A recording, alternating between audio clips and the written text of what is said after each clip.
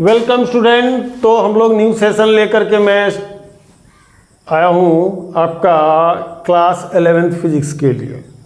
आज का दिन सैटरडे है और मेरे लिए फिजिक्स पढ़ाने के लिए सैटरडे की बिगिनिंग बेस्ट होती है। तो लोग कहते हैं कि शनिवार ठीक दिन नहीं होता है किसी चीज़ को स्टार्ट करने के लिए, लेकिन फिजिक्स स्टार्ट करने के लिए बेहतर दिन हो जाता है सैटरडे।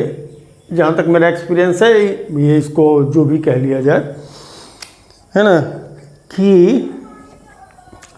एक बिलीफ, एक फेथ जो आपको कहीं ना कहीं कॉन्फिडेंस देता है। इससे कुछ होना जाना रहता नहीं है, लेकिन फिर भी एक फेथ डेवलप करता है कि हाँ ये दिन हमको करना चाहिए।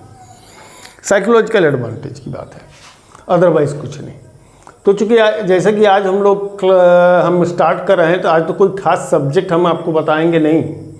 आज हम उन लड़कों के लिए चर्चा करेंगे जो जस्ट अभी 10th पास करके 11th में आए हैं और वो वंडर करते हैं कि हम फिजिक्स लेंगे, केमिस्ट्री लेंगे, बायोलॉजी लेंगे या फिजिक्स केमिस्ट्री मैथमेटिक्स लेंगे। उनके लिए बिल्कुल क्वाइट न्यू सब्जेक्ट होता है सब कुछ। फिजिक्स भी, केमिस्ट्री भी, मैथमेटिक्स भी, थोड़ी बहुत साइंस वो पढ़े रहते हैं 10th तक में, लेकिन जस्ट क्वेश्चन आंसर के रूप में पढ़ लिए और तैयार कर लिए और चल दिए, एग्जामिनेशन दे लिए, पास कर गए, अच्छे नंबर ले लिए, हो गया, दैट्स इट। लेकिन जब आप 11th में आते हैं तो आपको चूज़ करना पड़ता है कि आप क्या साइंस लेंगे बायोलॉजी के साथ, या साइंस लेंगे मैथमेटिक्स के साथ, या कॉमर्स लेंगे या आर्ट्स लेंगे, क्या लेंगे। यहाँ से डिस्क्रिमिनेशन अब चालू हो जाता है, आपका क्लासिफिकेशन स्टार्ट हो जाता है, अब डिफरेंट होना चालू हो जाते हैं। तो हर सब्जेक्ट का अपना कुछ तरीका है कि उसको कैसे पढ़ना चाहिए, क्या उसमें तैयारी करनी चाहिए आपको, और क्या पढ़ना है, किस सब्जेक्ट को कैसे पढ़ना है, ये वही बता सकता है जो उसको करके गुजरा होगा। इसीलिए आपके पास एक टीचर होता है। अदरवाइज एक किताब होता, लाइब्रेरी होता और स्टूडेंट होते, टीचर की ज़रूरत नहीं थी। टीचर की ज़रूरत इस बात से पड़ती है कि टीचर उस सब्जेक्ट से होकर गुजर चुका है, उस पर उसका कमांड कैसे बना, कैसे उसने उस सब्जेक्ट पर कमांड लिया। हम खुद ही 11th-12th में हमारे पास फिजिक्स पर कमांड नहीं था, लेकिन ग्रेजुएशन में आने के बाद हमारा इस पर कमांड बना और तब हमको समझ में खुद ही आया कि हमको क्या करना चाहिए था कि जिस सब्जेक्ट पर हमको कमांड बनना था। तो जो एक्सपीरियंस हमारा है वो हम आपके साथ शेयर करेंगे आज, बस यही है। एक्सपीरियंस क्या रहा कि सबसे पहली तो बात है कि फिजिक्स में हम पढ़ क्या रहे। पहला पॉइंट ये है कि what I have to study in the subject. यहां पर तो हम लोग फिजिक्स की बात कर रहे हैं तो फिजिक्स होगा, ठीक है। What I have to study in the subject. अब फिजिक्स की बात किए हैं तो हमने लर्न करने की बात, स्टडी की बात की, ना ही हमने लर्न की बात की है, ना रीड की बात की है। तो यहीं से एक बात आपको निकल करके आ जाता है कि फिजिक्स बेहतर उनका हो पाएगा जिनका दो चीज़, इसके लिए दो चीज़ बहुत बेहतर होना चाहिए। एक knowledge of literature, knowledge of literature की समझ अच्छी होनी चाहिए। इंग्लिश लिटरेचर, हिंदी लिटरेचर, कोई भी literature, Bengali literature, Urdu literature, जो सभी लिटरेचर, लैंग्वेज की बात नहीं है, लिटरेचर की बात है। लैंग्वेज तो वो है जो हम बोल रहे हैं, हिंदी में बोल रहे हैं, आप हिंदी में सुन रहे हैं, हम अंग्रेजी में बोल रहे होते हैं, अंग्रेजी में सुन रहे होते हैं। लिटरेचर होता है, कहते हैं साहित्य को, हिंदी में साहित्य को बोलते हैं, जिसमें आप शब्द के और सेंटेंस के माध्यम से एग्जैक्टली उन चीज़ों को दिखलाना चाहते हो जो नॉर्मली हम देख तो रहे होते हैं लेकिन उसको एक्सपीरियंस नहीं कर पा रहे होते हैं। हम अपनी बात किसी को समझाना चाहते हैं, हम अपने लैंग्वेज में बता देंगे, लेकिन हम जो एक्सपीरियंस कर रहे हैं उसको दूसरे को एक्सपीरियंस करवा दें, दैट इज लिटरेचर। हम जो बात समझ रहे हैं वो हम आपको समझाते हैं, दैट इज लैंग्वेज। हम जो कहना चाहते हैं वो बात आप तक पहुंचाते हैं, दैट इज लैंग्वेज। लेकिन हम जो एक्सपीरियंस कर रहे हैं इंटरनली या एक्सटर्नली, जो भी तरीका हो, वो हम आपको समझा दें, दैट इज लिटरेचर। ये है लिटरेचर। तो यहाँ पर आपका लिटरेचर बेहतर होना चाहिए। अगर जिनको भी ऐसा लगता हो कि लिटरेचर हमारा ठीक नहीं है, वो लिटरेचर ठीक कर सकते हैं। इसके लिए एक सिंपल सा तरीका है कि कुछ साहित्य को उठा के पढ़िए। हिंदी साहित्य पढ़िए, कोई दिक्कत नहीं। अगर इंग्लिश के मीडियम के स्टूडेंट हैं, इंग्लिश साहित्य समझ में नहीं आती है, कोई दिक्कत नहीं, आप अंग्रेजी हिंदी साहित्य समझिए। बड़े बड़े राइटर का बुक उठा लीजिए, कभी कभार पढ़ा कीजिए, या पोएट्री, पोएम, कविता, इन सब चीज़ों को पढ़िए। इससे आपका जो होगा साहित्य बेहतर हो जाएगा, और साहित्य बेहतर होगा तभी जा कर के आपका साइंस बेहतर होगा, चाहे वो बात फिजिक्स की हो, केमिस्ट्री की हो, बायोलॉजी की हो या मैथमेटिक्स की हो। बड़ी ट्रू फैक्ट के रूप में बोलते हैं, मैथमेटिक्स भी बेहतर होगा अगर साहित्य बेहतर है तो। करेक्ट है ना? ये मैं अपनी पर्सनल एक्सपीरियंस से बता रहा हूँ। मैं आपके साथ एक घटना शेयर करना चाहूँगा कि हम एक स्कूल में कुछ दिनों के लिए थे, साल 2 साल के लिए। तो इसी बात पे साहित्य की चर्चा हुई। तो साहित्य की चर्चा हुई तो उसमें हमने साहित्य के जो शिक्षक थे उनसे पूछा कि अक्षर और वर्ण में, चर्चा आ गई थी इसलिए मैं पूछ लिया कि अक्षर और वर्ण में क्या फ़र्क है। तो उसमें गोल मटोल जवाब उनका आने लगा कि अक्षर क्या है, वर्ण क्या है। पहली बात जहाँ से हम साहित्य को भूल जाते हैं, जहाँ से टीचरों को बताना चाहिए था उस साहित्य को, वो चीज़, वो बातें, वहीं से क्लास 1 से ये गड़बड़ी स्टार्ट हो जाता है। ये स्टार्ट हो जाता है क्लास 1 से ही ये गड़बड़ी। अक्षर वो है, जैसे अक्षर अ, ये अक्षर है,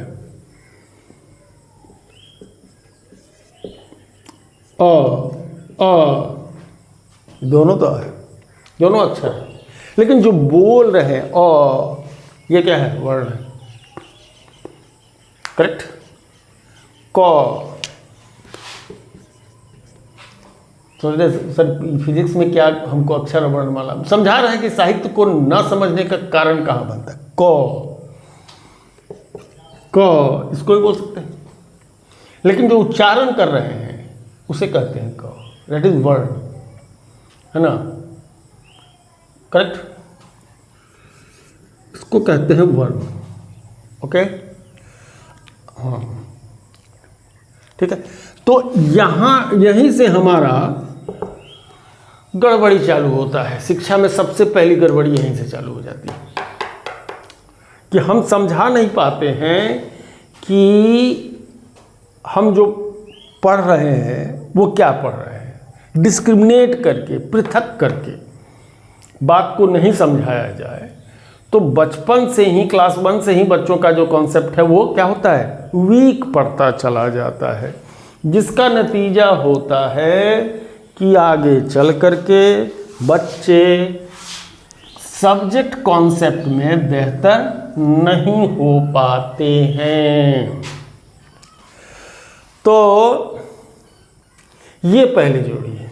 तो फर्स्ट चाहिए नॉलेज ऑफ लिटरेचर एंड दूसरा चाहिए बेटर नहीं, बेस्ट प्रैक्टिस ऑन मैथमेटिक्स।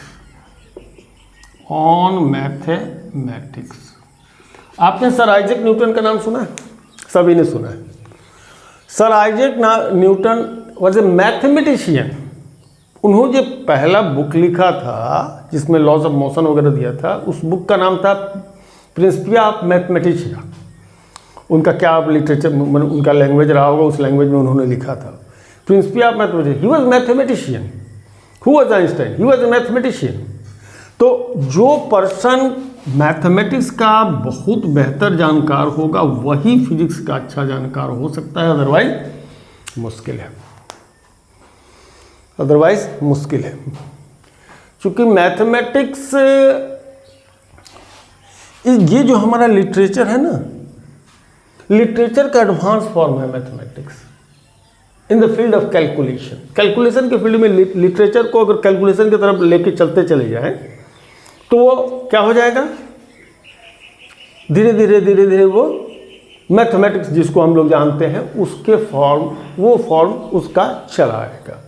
तो मैथमेटिक्स भी लिटरेचर का ही एक पार्ट है जो लिटरेचर से निकल के मैथमेटिक्स में जाकर घुस जाता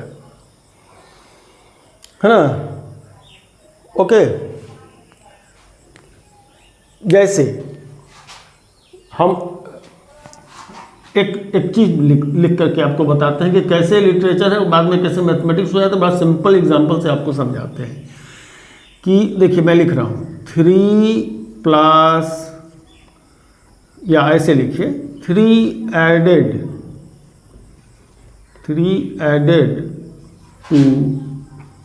to 2W2 is equal to 5।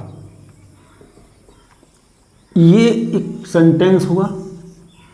अब हम इसको जरा मैथमेटिक्स में लिखें तो 3 + 2 = 5 इज इक्वल टू का साइन है ये, 3 का साइन ये है, 2 का साइन ये हो गया, 2 का साइन ये है और एडेड प्लस साइन देख लिया। तो ये लिख क्या रहे हैं, इतना लंबा सेंटेंस नहीं लिख करके हमने बस ये लिख दिया 3 + 2। अब इसको हम कह रहे हैं मैथमेटिक्स, ये हो गया लिटरेचर, कर तो वही रहे। यही चीज़ बढ़ करके जो आप लिटरेचर में किसी कैलकुलेशन को लिटरेचर की तरफ जब लेके भागिएगा तो वो सीधे धीरे धीरे जा करके क्या होता है, मैथमेटिक्स में घुस जाता है। करेक्ट। तो best practice on mathematics, practice, सिर्फ नॉलेज की बात नहीं, प्रैक्टिस होनी चाहिए। ठीक है, ओके।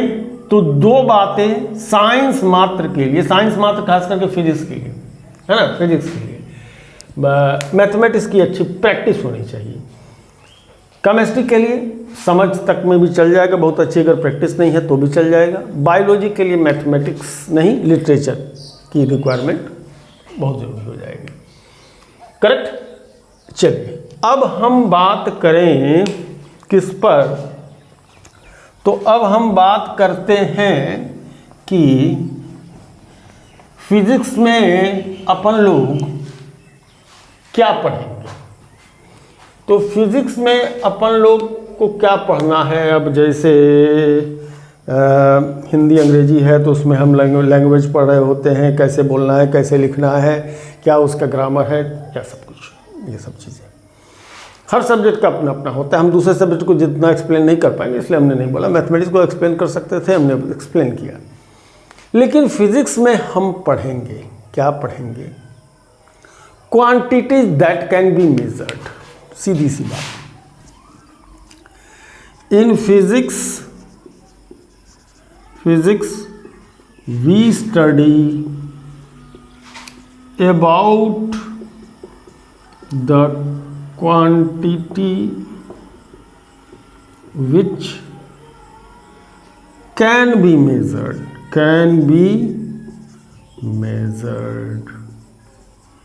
क्या मेजर, जो मेजर कर सकते हैं उनको हम पढ़ेंगे। चलिए अब मैं आपको पहले से दिखाता हूं क्या मेजर नहीं कर सकते हैं। अच्छे इंसान या अच्छाई, कोई इंसान कितना अच्छा है, उसमें कितनी अच्छाई है, इसको क्या कोई पैमाना, कोई स्केल बना है जिससे उसको मेज़र किया जा सके। कह सकते हैं कि उससे ये बेहतर इंसान है, ये उससे भी ज़्यादा बेहतर इंसान है, या ये कहते हैं कि ये सबसे ज़्यादा बेहतर इंसान है। तो इसी में आपका ग्रामर में निकल करके आता है comparative degree and superlative, good better best, good better best. तो ये भी क्वांटिटीज़ है जिसमें कि किसी के गुडनेस को आप क्वांटिटीज तो है, अच्छाई तो है, इसको क्वांटिटी तो कहते हैं, लेकिन इसके लिए कोई स्केल नहीं बना है, कोई स्केल डेवलप नहीं हुआ है कि इसको हम लोग किसी स्केल पर मेज़र कर सकें, कोई स्केल डेवलप नहीं है। जैसे कि ब्यूटी कॉन्टेस्ट होता है, ब्यूटी कॉन्टेस्ट होता है तो उसमें क्या होता है, मार्किंग होती है ना, मार्किंग होती है, मार्क्स दिया जाता है, कोई कितना लड़का कितना ब्रिलियंट है इसके लिए मार्क्स स्कीम निकाली जाती है, मार्किंग होती है, वो कोई स्केल नहीं है। मार्क्स जैसे हाँ 100 नंबर फुल मार्क्स या 10 नंबर फुल मार्क्स, उसके हिसाब से आपने देखा, इसके अंदर उसको वैल्यू आपने डाल दिया उसका, this is a marking, but this is not the measurement. वो मापा या तौला नहीं जा गया कि उसको किसी तराजू पर या कोई फिजिकली हम उसको मेज़र नहीं कर सकते हैं, जो भी होगा यहाँ से होगा, है ना, यहाँ से ब्रेन से आपने क्या कि अच्छा ये इतना सुंदर दिख रहा है बच्चा बच्ची जो भी है ब्यूटी कॉन्टेस्ट में, और ये पूरा एकदम एक्सट्रीम तक जाएगा तो 100 है, ये उससे एक्सट्रीम तक नहीं समझ में आ रहा, चलो इसको 8 नंबर दे दिए, 7 नंबर दे दिया, 6 नंबर दे दिया, 5 नंबर दिया, रेटिंग हो गई, मार्किंग हो गई। तो मार्किंग की जाती है, गुडनेस वगैरह की क्या की जाती है, मार्किंग की जाती है ना, मार्क्स दिया जाता है, कोई लड़का कितना ब्रिलियंट है, कितना अच्छा है, इसके लिए मार्किंग दी जाती है, कोई कितना सुंदर है इसके लिए मार्क्स दिया जा सकता है। मेजरमेंट करने के लिए कोई फिजिकल स्केल नहीं है, लेकिन वहीं पर तो इस पहले बात को समझ लीजिए, इसको कहते हैं नॉन फिजिकल क्वांटिटी। तो फिजिकल क्वांटिटीज क्या है, जैसे डिस्टेंस से क्या सेंस आपका डेवलप करता है, एक पॉइंट ए है, दूसरा कोई पॉइंट बी है, यहाँ से आप कोई एक रास्ता पकड़ करके यहाँ तक यहाँ पहुँचेंगे, तो जो पाथ का लेंथ होगा वो उसका डिस्टेंस होगा, है ना, जो रास्ता पकड़ के आप जाइएगा उस रास्ते में जो भी लंबाई होगी वही उसका क्या हो जाएगा, डिस्टेंस हो जाएगा। तो अरे नहीं कहते इधर से मत जाओ, उधर बहुत दूर पड़ेगा, इधर से चलते हैं इधर से नज़दीक पड़ेगा, ठीक है। तो इसको आप मेज़र कर सकते हैं, इसके लिए आप एक स्केल डेवलप कर सकते हैं, एक फीता बना सकते हैं, कोई मीटर स्केल या किलोमीटर स्केल या सेंटीमीटर या इंच या फीट या जो कुछ भी, इसके लिए एक फिजिकल स्केल डेवलप किया जा सकता है। तो distance is measurable so it is physical quantity, तो ये हमारा क्या हो जाएगा, फिजिकल क्वांटिटी हो जाएगी, गॉट इट, ये हमारा फिजिकल क्वांटिटी बन जाएगा। लेकिन वही अच्छाई बुराई है ना, जवानी बुढ़ापा, इनका कोई फिजिकल स्केल डेवलप नहीं हो सकता, ठीक है। और कुछ एग्जांपल लीजिए, जैसे कि टाइम को भी मेज़र करते हैं, है ना, टाइम भी क्या होता है, मेजरेबल है, टाइम कैन बी मेजर्ड कि क्या, period between interval between 2 instances, time क्या है, इंटरवल बिटवीन 2 इंस्टेंसेस, है ना, इंटरवल बिटवीन 2 इंस्टेंसेस, मतलब जैसे किसी ने 10:01 पर चालू किया काम और 10:35 पर काम को बंद किया, तो इसके बीच में जो उसे टाइम लगा वो 34 मिनट का। तो ये जो टाइम इंटरवल, ये टाइम लगा 34 मिनट टाइम इंटरवल होगा। अब आप सोच रहे होंगे कि सर फिर 10:01 को आप कौन सा टाइम, इसको टाइम क्यों बोल रहे हैं। ये 10:01 का मेजरमेंट जानते हैं कहाँ से हुआ, ये जब रात के 12 बजे के बाद जो 00 आवर स्टार्ट होता है, वहाँ से अब तक का टाइम इंटरवल, इससे हम इसको 10:01 कहते हैं, करेक्ट। अब आप बेसिकली समझिए, तो 00 से 10 का और 00 से 10:35 का, अब ये इंटरवल ऑफ टाइम और ये इंटरवल ऑफ टाइम, इनका जो डिफरेंस हुआ 34 मिनट का हुआ। ये एक्चुअल कहानी है, ये एक्चुअल कहानी है। और कुछ एग्जाम्पल हम लोग लेते हैं, और कुछ एग्जाम्पल हम लोग लें जिसमें हम लोग, जैसे मेजरेबल फिजिकल क्वांटिटी में फोर्स